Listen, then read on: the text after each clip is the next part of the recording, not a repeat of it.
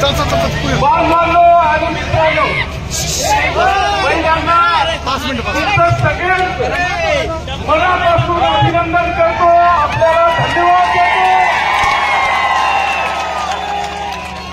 की आपण या पाचोरा आणि भडगाव मतदारसंघामध्ये एक इतिहास रचला आणि दुसऱ्यांदा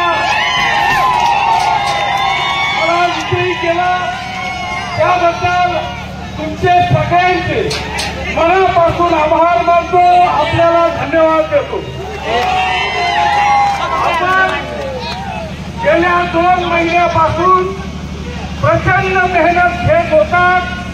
त्या मेहनतीचं फळ आज आपल्याला हॅट्रिकच्या रूपाने पाहायला मिळालं. आपण सगळ्यांना मी आव्हान करतो, विनंती करतो की आपण सगळ्यांनी पोलिसांना सहकार्य करायचं. आजपर्यंत कुठेही गालबोट या 2 महिन्याच्या काळामध्ये आपण लागू दिलं नाही.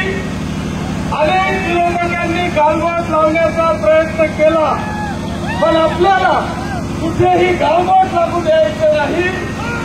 आपल्या मुख्यमंत्री महोदयांच्या वर कुठेही याचं ऍलिगेशन होणार नाही याची काळजी आपल्याला सगळ्या घ्यायची आहे.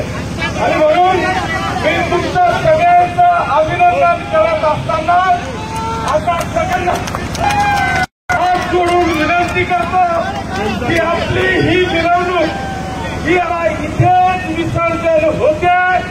पण सगळ्यांनी शांततेत आपल्या आपल्या घरी जाऊन शांतता पाळायची.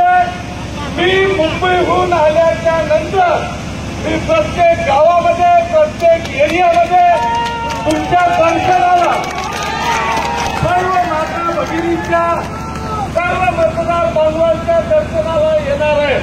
तरी आपण सगळ्यांनी अतिशय शांततेचं दर्शन आपल्या पाचोरा आणि भडगाव मतदारसंघाच्या जनतेला द्यावं. मी अजून विजयाचं सर्टिफिकेट घेतलेलं नाही. मी आता तिथे जातोय विजयाचं सर्टिफिकेट घेऊन.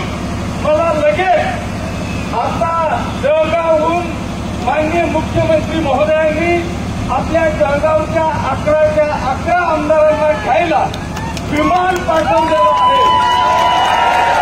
म्हणून मी आपल्याला सगळ्यांना नम्रपणे आवाहन करतो, विनंती करतो की आपण सगळ्यांनी अतिशय शांतपणे आपल्या आपल्या घरी जावं. विरोधकांनी कितीही प्रयत्न केला तरी आपल्याला कुठेही गालबोट लागणार नाही याची काळजी घ्यावं. धन्यवाद. जय हिंद.